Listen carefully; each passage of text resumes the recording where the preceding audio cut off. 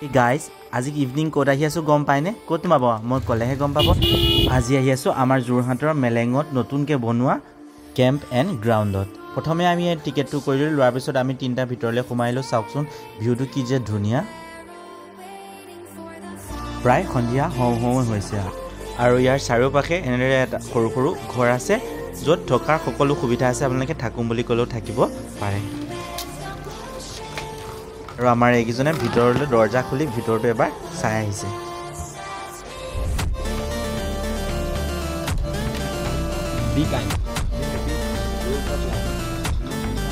তাৰপিছতে মই এই কেম্পবোৰ দেখিছেনে সৰু সৰু, ভিতৰত সোমাই গৈ দেখোঁচোন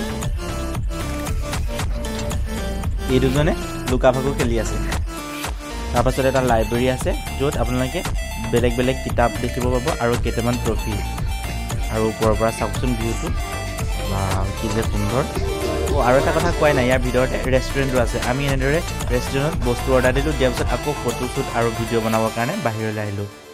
বাহিৰত এনেদৰে আমি ঘূৰাৰ পাছত আমাৰ অৰ্ডাৰ ৰেডি হৈ গ'ল আৰু আমি খাই ল'লোঁ। লোৱাৰ পিছত সন্ধিয়াই হ'ল আৰু ভিউটো চাওকচোন কি যে সুন্দৰ লাগিছে ন। আপোনালোকেও সময় পালে এবাৰ আহিব দেই। আৰু এই ঠাইডোখৰত য'ত বন্ধুত্ব কুটিৰ লিখা আছে, এইডোখৰত এখন ফটো নোতোলাকৈ নাযাব কিন্তু। খাই বৈ আমি বহুত এনজয় কৰাৰ পাছত ঘৰলৈ ওলালোঁ। বেলেগ এটা ভিডিঅ'ত লগ পাম দেই। Bye bye.